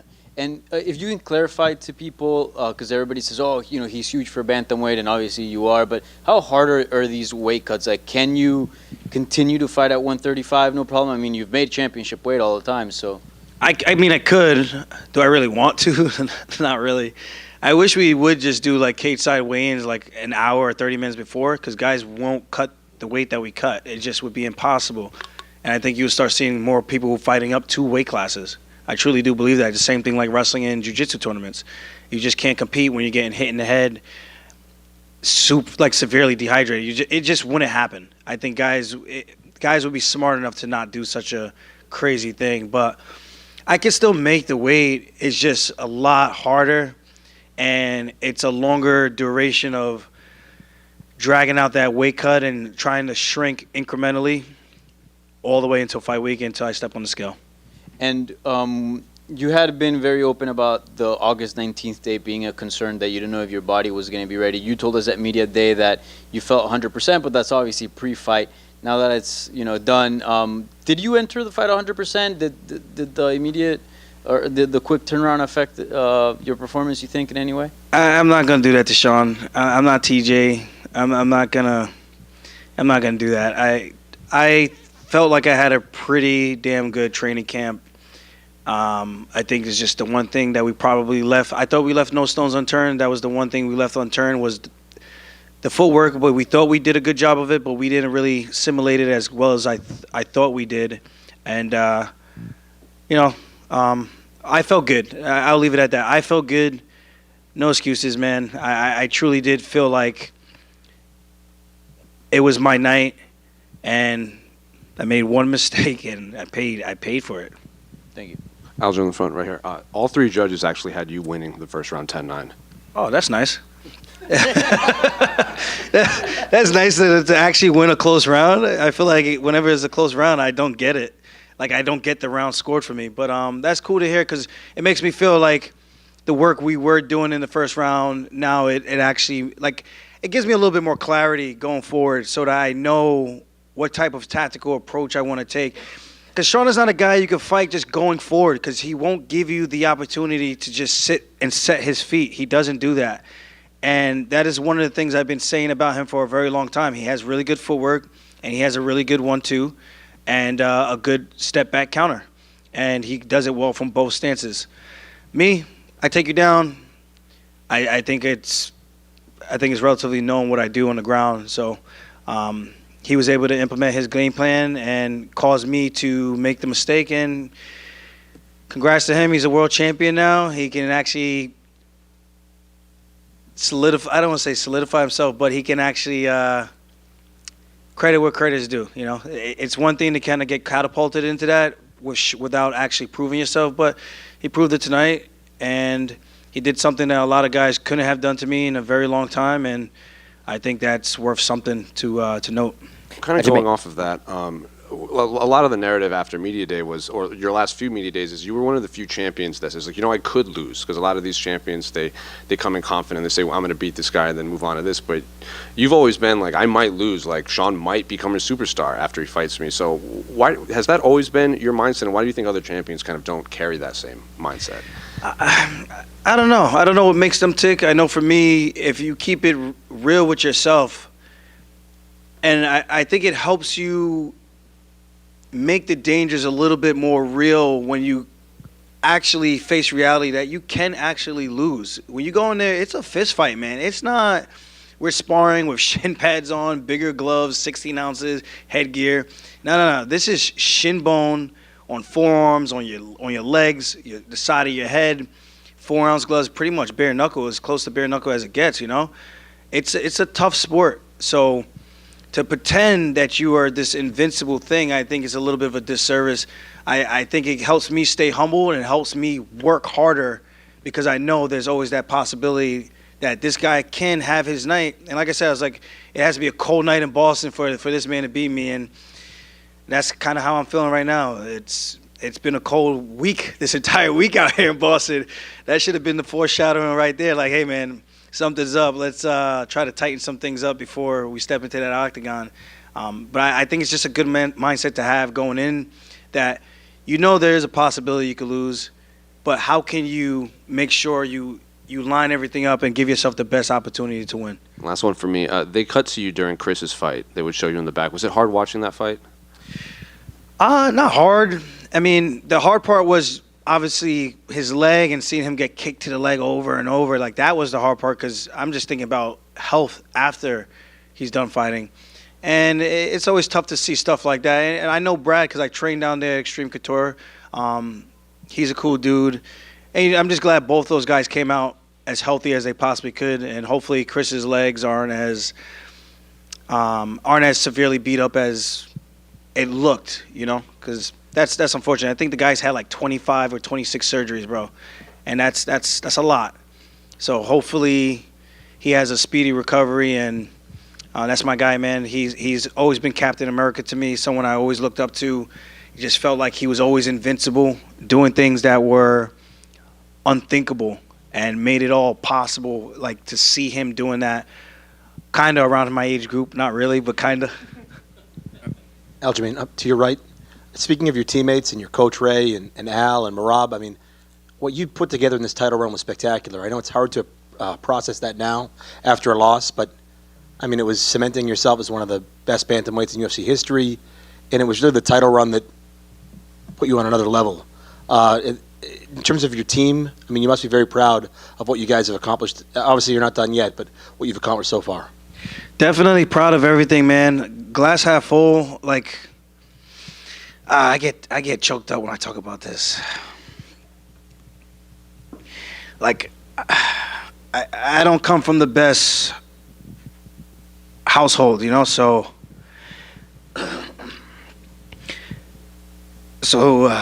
just being able to find inspiration in other people and kind of carving out your own path. That's the one thing I love about the sport. It's allowed me to do things my way, and man, life is good. I got my family. I got my beautiful fiance. I don't want to cry on fucking camera, man. It's the things that matter the most in life. The competition is okay, but this has really helped change my life. Like, I know the UFC gets a lot of shit from like the fighters and stuff, but if it wasn't for them, man, I wouldn't have the life that I live today. And I told Dana that even at the weigh-ins yesterday, and Hunter, like, if it wasn't for them, like, half the things I've done in this sport wouldn't be possible. And the things I've been able to do for my family, bought my mom a house, doing a little real estate. I own 3 houses now. I'm set in terms of financial means. This is just icing on the cake. And I took a shot. I took a shot trying to come back and trying to do something unthinkable and making a dream into a reality. And I fell short, but it happens. So I'm super proud of everything I've done. No one can, like, I'm bulletproof, man. Like, no one can shake me mentally. No one but myself. So that's one of the things I would never get down on myself about. I've truly earned everything I've gotten, and that's the most important. And I just wish people would take other people's journeys and, like, yeah, I play the heel and everything. Like, it's all a game to me. Like, it's like I like having fun. It's a good time. I'm from Long Island. We break balls. We like to just have a good laugh. But at the end of the day, chase your dreams, man, because life is short. I'm 34 now. I started this game when I was 20 years old. I thought I was going to be the next youngest champion. Next to John Jones, came up short. And what a ride it's been. And knowing that door is going to close one day, it scares me a little bit, So I just try to make the most of every single opportunity I can. Aljamain, over here. Over here. So can you see the positive? Cut the onions. You're okay, man. We all love you. Can do you see the positives as far as what you have done as far as your championship reign? You fought top-tier talent. You broke box office records. You did amazing things. Can we see the positives as far as your championship reign, as far as like everything you have done so far? Yeah, I'm a glass half full kind of guy. I mean, even in this, I think most people would probably be really down on himself, especially you lose to a guy like that who freaking 6'9" tattoos and shit like that. You're just like, how the hell? But glass half full, man. Life is good. It could always be worse. There's someone out there who's complaining about things that I have that they don't have. And I think that helps me keep things in perspective, that it can – someone else out there always has it worse than we do. And I think that's the fortunate thing. Like, you guys are all in here doing something that you enjoy doing, I hope. And being able to go to events and watch great shows like this, it's nothing short of a privilege that we have in this country. So I'm super proud of everything I've accomplished, everything I've done, and I do hope to add a little bit more to my. I hate using the word legacy because it's such a weird term. I feel weird saying it out loud, but just more to my resume and everything I've accomplished in the sport. I'm grateful. Yeah, I'm down right now, but it's not down to the point where I'm going to be like hiding from fans and shit like that. I don't care about that. Like, people's words can't hurt me. The only thing that can hurt me is the ones that are closest to me, and that's my loved ones, you know. So at the end of the day, dust myself off, get back on the horse. I've done it before, and just go again. You train under the mighty Ray Longo, Matt Serra, and you have teammates like Angry Al and also Marab. Angry Al. Yeah, Angry Al. What advice did they give you? Because they've been through the process, obviously, and they had the highest of highs, lowest of lows. What advice did they give you, especially after this? Well, we haven't really – I don't think we really actually talked like that yet. Just, you know, it's the fight game. We get caught. And I don't want to say I got caught because I feel like that's kind of taken away from Sean. He studied. He did what he planned to do if I gave him that opening, and he took it. So it's not really like getting caught. He landed a great place shot, and, you know, I made a mistake, and he capitalized on it. I think that's just the game we play. It's a game of inches. You know, I could have gotten to the leg, and that could have changed things. And maybe it's him in here on the sadder side of things, you know. So it's all just keeping in perspective. We've all been here before. We felt what it felt like to lose, to be knocked out, to be finished in front of millions. It ain't easy, man, putting your heart on the sleeve for the world to watch and judge and criticize. But this is the game we play. This is the game I love. And I'll be glad to come out here and do it again. Thank you. Right here. Just one quick question for you. Yeah, you come into Boston, a New Yorker coming to Boston is never going to be popular. Add in that you're fighting an Irish guy in a really popular Irish neighborhood. Does the crowd ever get to you? I know you say, you know, you like to play the heel, but, I mean, you're still a human. I mean, when most of the crowd is cheering for him, does that get to you a little bit? Nah, I mean, I think it makes it fun. There's a good guy and a bad guy. I don't know why I'm the bad guy, but I'm the bad guy. So it's like, you just embrace it, have fun with it. I mean, it's kind of like a WWE kind of thing. I think we've all kind of grew up watching that. There's always someone you love to cheer for, someone you love to hate, and I think that's what makes it fun. I don't really look too much into that. I use the booze to kind of fuel me, you know? And, God, I could have made that a boring fight, and I probably wouldn't be here right now. But it is what it is. Yeah, no, it's a short answer. No, the booze don't bother me. If anything, it's I'm glad the crowd actually has a reaction, and it's different when they see me in the street. Oh, we love you. And then when I walk out to the arena, it's boo. This man sucks. And I enjoy it. I embrace the moment. At the end of the day, one day there's no one going to be booing. There's no one going to be cheering. It'll just be me, hopefully cheering for my kids on the sideline, being a happy dad. You know, so. I think that's what life's all about, man. Just taking the time out to smell the roses, and I'm definitely going to be sure to do that after this tough training camp, back-to-back, and take some much-needed vacation time with my fiance. She's done with nursing school, and we both just moved to Vegas. I think it's time we go hang out, go celebrate with some Funk Harbor tonight. It's not really a celebration, but it's just other accomplishments. And I'll be in Sydney, Australia, to go watch the fights. Just be able to kick my feet back, unwind a little bit, and be like you guys. Just hang out, watch fights, talk a little shit, and drink a couple adult beverages.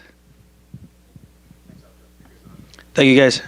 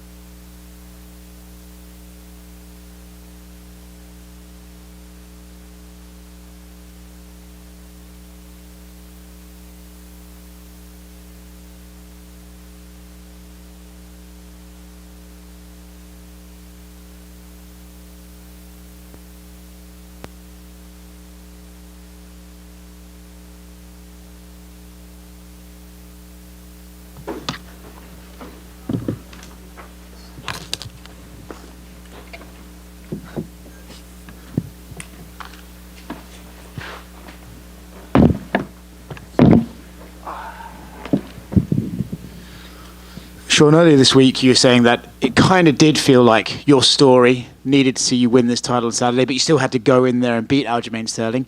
You did that. I'm curious now that you have the belt in front of you if it feels like it was meant to be or if it feels a little bit surreal. Yeah, it definitely feels surreal. It feels like I'm living I'm playing a video game and I just got cheat codes and I'm like, all right, I'm going to knock out Aljo on the second Saturday, and it's just like, it's crazy. You thought it would be the second?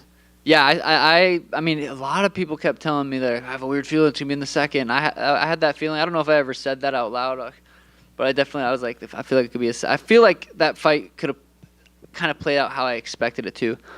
My main goal was to not let him take me down, and I knew if I could keep it on the feet, I would knock him out. He was in here earlier praising your movement, your side-to-side movement, your ability to spin away from the kick when he would go for it against the cage. Did you kind of feel that if he got through the first round without being able to get you in the clinch or down, the second round he'd come out more aggressive and a bit more frustrated? Yeah, I thought the longer the fight stayed on the feet, the better chance I had of knocking him out. I knew it would get him frustrated, him not being able to grab me. I thought he was way too confident that he was going to be able to come in and just grab me. I don't know if he's ever sparred someone as good as I am or fought someone as good as I am. I truly believe I am, a level above most people in the striking department. And I just felt like he was very confident. because he had never experienced. It wasn't his fault. He just never experienced someone that fast in front of him. When you landed the right hand that put him down, did you think, and that's a wrap, or did you think, okay, hold on, stay composed, get this finished properly? It's so weird. I just kind of allow myself to be taken over by my higher self, and it's hard to remember certain moments in there because I feel like I'm just flowing. I do remember seeing his eyes roll back like 3 or 4 times, and I was surprised the ref didn't step in. Not that he should have, but I thought he could have. But I was just so tough, man. You said quite honestly that you'd never had nerves like it, right? Do you think that was just because, oh shit, the title shot is finally here, or was it Aljamain Sterling? What was it about it that made tonight a nerve-wracking experience? Dude, I haven't grappled in 6 weeks. I had a muscle strain, and I literally couldn't grapple in 6 weeks. Couldn't MMA spar.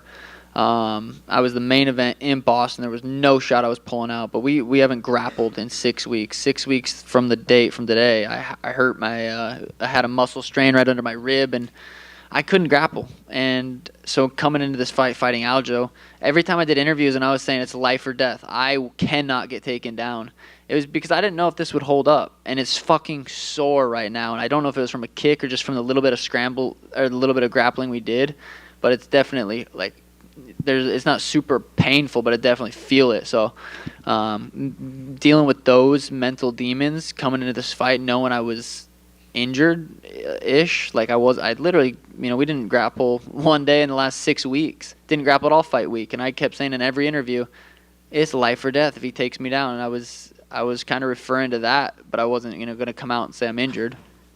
So to know that you went in the cage with the nerves and came out with that belt, you must have a sort of sense of, I can pretty much do anything if I really put my mind to it. Yeah, crazy sense of relief that it's just like, holy shit, I got through that. I didn't get taken down, and it's like, I knew the odds. I knew I was capable of it 100%. I've had really good, sparring days before that where I was really good at not getting taken down. So I knew I was capable of it. But I'm like, the odds of me not getting taken down once in 25 minutes aren't very high, especially against such a good grappler. So the fact that it just played out like that is just mind-blowing. You pretty much called your shot next, right? You want a rematch with Chito Vera later this year? Yeah, I thought, let's shoot a promo, but we'll see. He just the way he acts, he's so annoying. Just like he's not funny, and he tries to be. He's so ugly. He dresses like an idiot. It's like, God, do I really have to give this guy an opportunity? But I'm like, well, I'll probably just go out there and whoop his ass, make a lot of money, so I could. So, yeah, that could be it. I also wouldn't mind knocking out Gervonta Davis, and I know people are going to go, oh, you want to be Conor. I'm telling you, that fight is going to happen. Stick to MMA. Should you beat Chito, would you need to do a trilogy, or would you consider that 2-0? No, it would be 1-0. I feel like we've never even fought. I'm not. When I count my record of 18-0 now, that's not even, that Cheeto fight is not even on there. That's not even it's nothing. The Sugar State Athletic Commission completely cleared that of everything, and that fight never even happened. Aljamain Sterling said he wanted to do an immediate rematch. That's his main priority. Thought he's going up to 45. These weight cuts are too hard. No, he says he'd like to fight. Next question. And as far as Chito, obviously you guys have history, but how big do you think that fight can be? Because it seems that it can set itself up for a big pay-per-view. Yeah, this was already what I'm being told is the biggest bantamweight fight in history. This already happened. It was the biggest fight before the fight even happened. I was hearing this days before the fight that this was projected to be the biggest bantamweight fight of all time. You guys think it was because Aljo was on there? Aljo versus Henry happened a couple months ago. No one said nothing about that. So me versus Chito rematch would be fucking massive. Yeah. How much do you think that belt's gonna help you boost your profile and stardom? What do you think the ceiling is here? Oh God, I think billionaire status someday. Now I feel like I want to be out there gambling with Dana. This dude's throwing around a couple $250,000 just for shits and giggles. And back to your comments on Gervonta Davis. Boxing, we're talking about your. Oh, of course. You wanna cross over and box him. I would love to. He's fucking this tall, dude. I would love to go out there and box him. You've seen him in person, right? You guys have had interactions. I've never seen him in person. Oh, okay. No. Yeah. How far do you see that happening? In the near future? I feel like it could happen sooner than later. But I also know, like, okay, well, UFC is down to get behind stuff like that if it's big enough. I mean, with that performance, we're getting close. But maybe I have to go out there, win a couple more fights, win another belt. I don't know if he's even considered a big enough star for the UFC to let that happen. But it'll happen. And people always, I mean, I said this was going to happen years ago, and I got so much shit saying I was going to be the champ, I'm going to be the next big star, I'm going to be this, I'm going to be that. I got so much hate and shit for it, but look at me now. Yeah. Lassie, are you getting any tattoos to, sort of? I might get champ on my face somewhere. Yeah. Yeah. Sean, I'm curious, how did you think the first round went in terms of I dominated that first round. He didn't touch me. I ran into a door earlier this week. That's why my nose is red. I was water loading because fight week, you get a water load, drink so much water. So I was getting up to pee in the middle of the night. Boom, ran right into a door. So that's why my face is a little bit red. But no, he threw a lot of leg kicks. A lot of them were just shin to shin. So I'm like, they didn't really do much as far as, like, he shouldn't have. I don't know. What do you guys think? My goal is don't take me down in the first round. I'm going to knock you out. So the judges, all three scored it for him, 10-9. What did they score the second round? And I'm sure you're going to get this comparison all the time, but DC even brought up the split screen of your KO next to Conor's KO with Aldo because it was the same cross and lunging in. So are you prepared for even more comparisons with Conor McGregor? Yeah, I mean, Conor's a high-level striker. I'm a high-level striker. I was even like when I was in the octagon and he was making his walkout, boom. I'm sure people will find the replays of it. I was stepping back, throwing that right hand the exact same way it landed. I say you make one mistake with me and I'm going to find your chin and it could be over. And it was. And outside of Cheeto, are there any other bantamweights that even interest you in terms of like you see that like that could be a very big fight on like a massive level? Gervonta. And Sean, over here to your right. You were probably warming up for your fight. Did you see Cheeto's fight tonight? Did you watch any of it? Hell no. I'm not going to waste my time watching that. No, I was in the back. I looked up about 15 seconds out of the whole fight. I don't really like watching fights before my fight. I looked up to see that he won. I was like, okay, yeah, fuck yeah, this is perfect. But how was it? Was it entertaining? Was it fun? Was it a Cheeto fight? Pretty technical. Close. Boring? Okay. Also, I guess, there's obviously, since you've come into the UFC, everybody's had an opinion about you. How good is he? When you get in there and you do something like you did tonight, I mean, does that meet your expectations? Do you even sometimes exceed your own expectations? Yeah, I definitely just exceeded my expectations. Like, to go out there and actually do it like that, it's fucking crazy. But there's still going to be the haters on Twitter. There's still going to be the bantamweights that are, yeah, but before I fought Peter, I was like, this dude's can't beat Peter. It's Peter Yan. You can't beat him. Go out there, outstrike him, beat him. Fighting Aljo. I had I don't know the odds, but I can't bet I wasn't a favorite in this fight going into it. Everyone was counting me out. And then I go out there and do that. I could fight whoever next, and it's going to be like, yeah, but. So this is just how it is. Sean, just to build off of that, like you said, you were a big underdog. Dana asked the entire room out of 70 people who picked, only one guy over there picked you. Everyone else picked against you. Is that a Montana fella? That said, obviously, the experts were against you. The betting odds were against you. What's your response to the people who doubted you? It makes me laugh. Not because to be honest, if I wasn't me and I was looking at me versus Aljo, I probably would have put money on Aljo too. Like he beat Peter Yan once. He beat T.J. Dillashaw. He beat Henry Cejudo. Dude's on a 9-fight win streak. He was dominating the bantamweight division, the best bantamweight of all time, defended the belt 3 times, and then I'm coming up. My best win was against Peter Yan in a very, very close fight. I mean, the odds, I would have probably bet against me too if I didn't know me and know the confidence that I possess. That said, on the flip side, when you look down in the arena, walking on the streets, I mean, it seemed like everybody was walking around with a Sugar Show shirt or some kind of thing supporting you. What do you have to say to these? Like, you have this cult following of people. What do you got to say to those fans? I know the Bantamweight Championship merch is already going fucking crazy right now.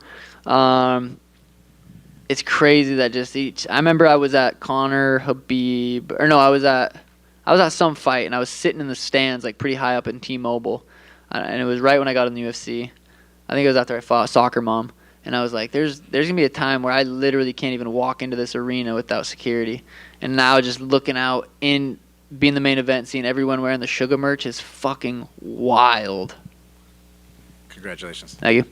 Sean, so I wanted to go back to when you walked into the octagon because, right, you got to that top step, embraced the crowd, took a lap or two around, and we were literally watching you practice that step back counter right hand. Was that something that you visualized as a fight ender or something that you could really take advantage of?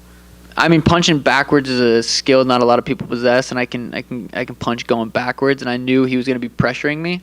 And I know he likes to throw to shoot. He likes to throw for me to counter so we can shoot under. So I knew he was going to be lunging in with shots, and it really wasn't even a bad punch that he threw. It's just I'm not fucking accurate and sniped him. I've been saying it all week. I'm a sniper. I'm going to snipe his chin. I'm going to find it. And there we were. But, yeah, that's definitely a punch I visualized all week.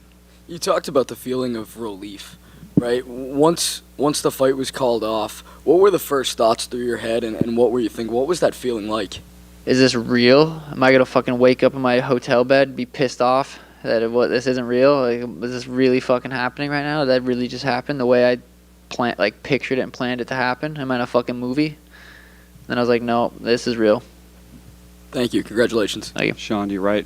We talked earlier this week about Helena coming from a smaller town and how it kind of molded you. So when you look back at where that career started, fighting in like hotel conference rooms, some different places, fighting 3 times in a month, to where you are now with that belt, just how can you describe this journey and where you've come from to get to this point?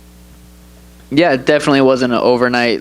This has been 12 years. I started kickboxing when I was 16 years old. And then, in Montana, and moved to Phoenix when I was 18, and it's been 2-a-days. Like I've dedicated my life to this sport. I know you guys see the hair, the beautiful pink Lamborghini, the houses and all the fun stuff. But I'm working, I'm grinding, I'm in the gym. I'm losing, I'm getting beat every single day, so I can come out here and win. And but being from Montana, it molded me for sure. Does that grind make this more special? Just knowing that it wasn't an orthodox? 100%. It wouldn't feel like this if I just got lucky. I don't feel like I got lucky. This is skill and hard work. Just looking at the timeline, a lot of folks in Montana holding watch parties at bars, places like that. Hell yeah. What do you say to those folks back home? I hope they were recording it because I want to fucking watch. And then just last question for me, just, in that moment with your family and there, big hugs for everybody all around. They all get to celebrate. Just how can you even describe that moment? Yeah, I'm glad they got, good seats right there and were able to be in the octagon with me after.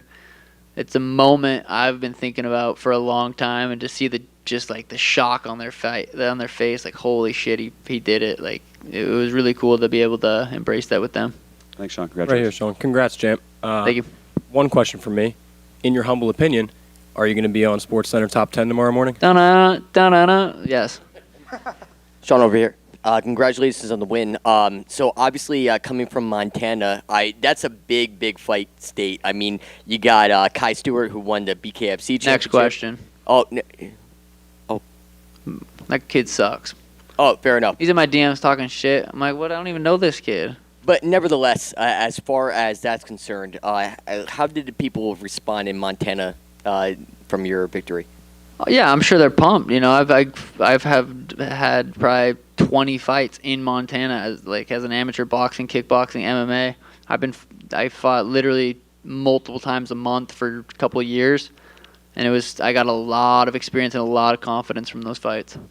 And how you feel being that next marquee name? Obviously, everyone brought up Conor McGregor and everything like that. You have 3 million followers on Instagram. Obviously, you're a very, very marketable gentleman. But how does it feel to be that next poster child for the UFC, that next poster kid, and obviously that next marquee name? Cha-ching, cha-ching, cha-ching. That's what that means.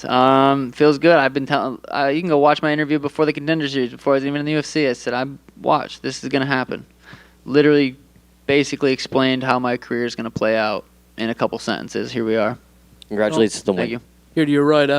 What is it about Gervonta Davis in particular that winds you up so much? He's the. I mean, I don't really follow boxing, but I've heard of Gervonta Davis, and I think he's undefeated. I'm about to pay. I want to have crazy, massive fights. That shit gets me excited. I love that stuff. And there's no stars in the bantamweight division. Gervonta, you could consider him like almost a star, and that's what gets me excited. Me versus Gervonta would be fucking massive. T-Mobile or here, fuck it. A lot of the celebrities in the crowd tonight as well. Obviously, you have the Nelk boys, Mike, May, like all these different people. I mean, it seems like the stars are out in force for you as well. Yeah, I'm good buddies with Mike and the Nelk boys, and they're probably waiting for me to come slam some happy dads right now. Boom. Fuck yeah. Thank you, guys.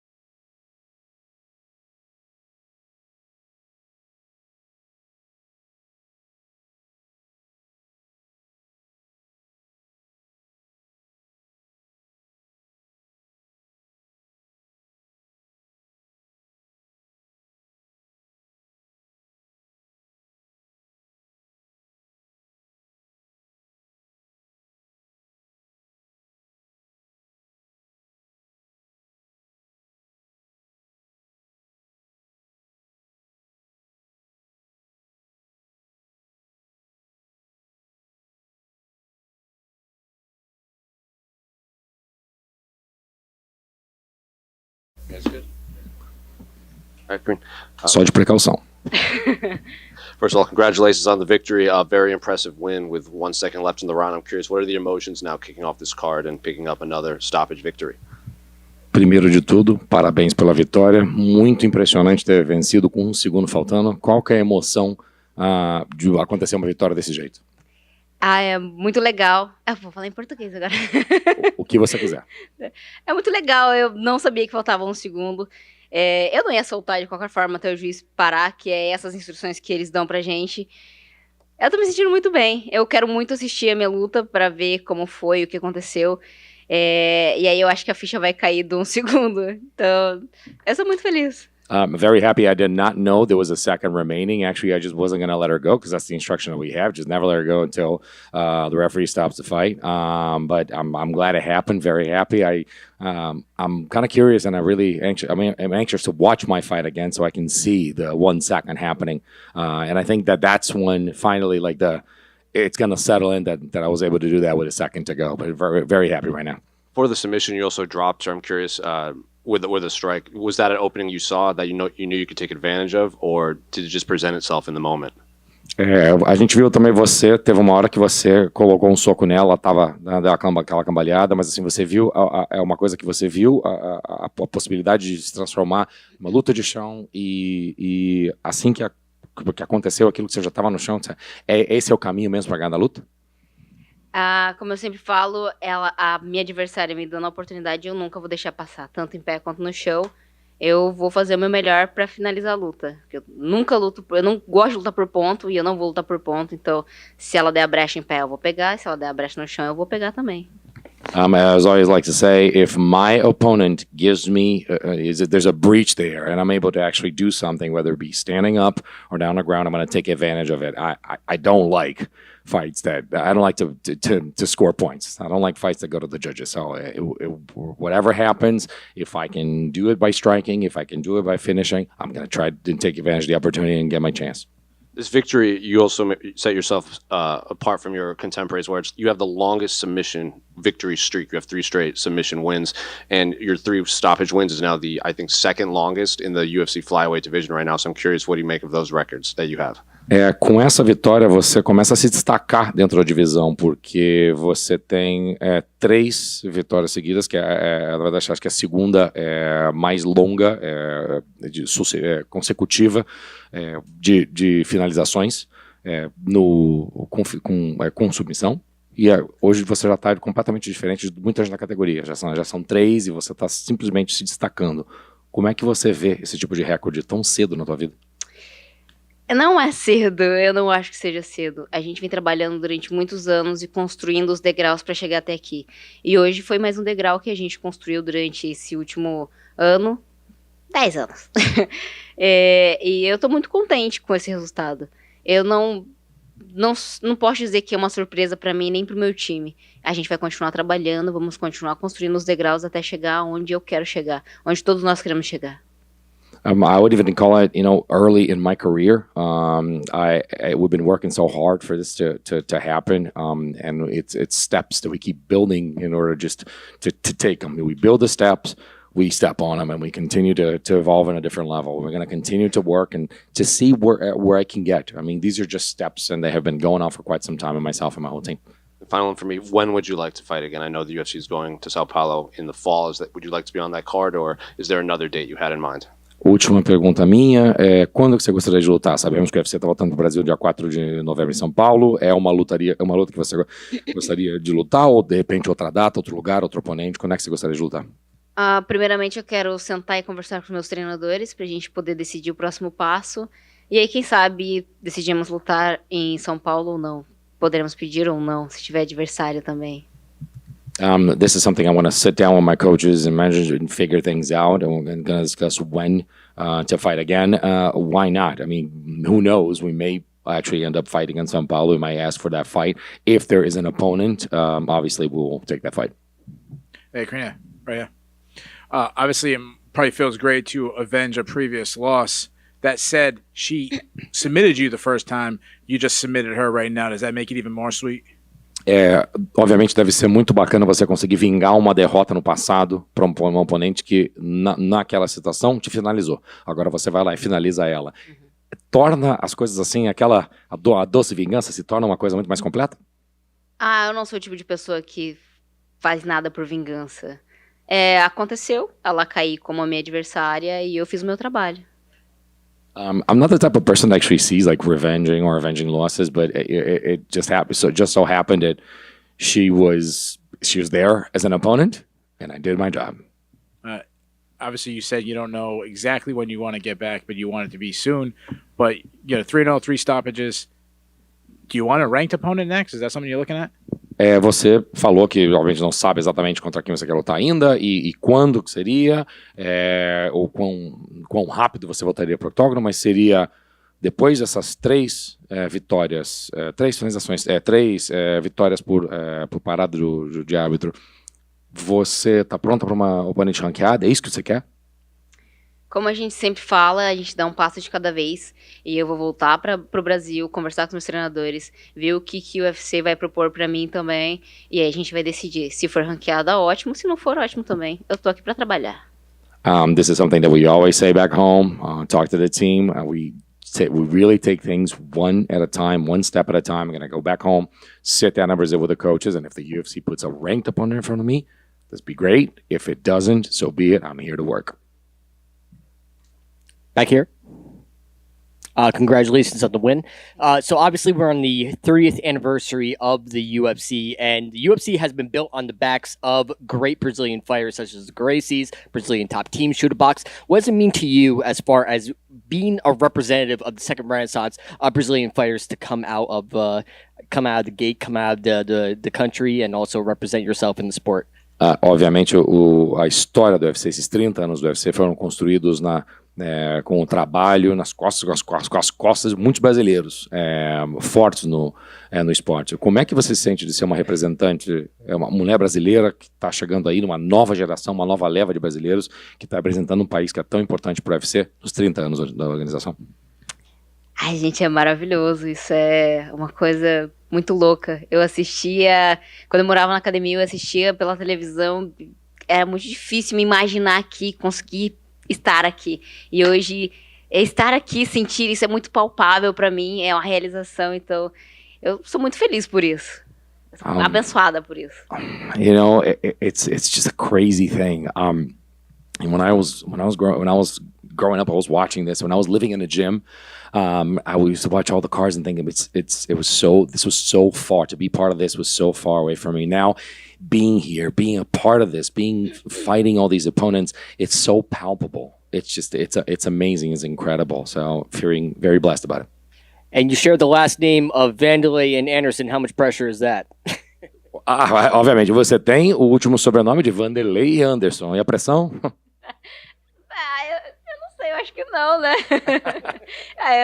Eu tô aqui pra criar a minha história. É muito legal ter pessoas que também têm meu sobrenome, mas não, eu acho que não. Listen, I'm here to make history. A lot of people have got my last name, but no pressure. Congratulations. Thank you. Good.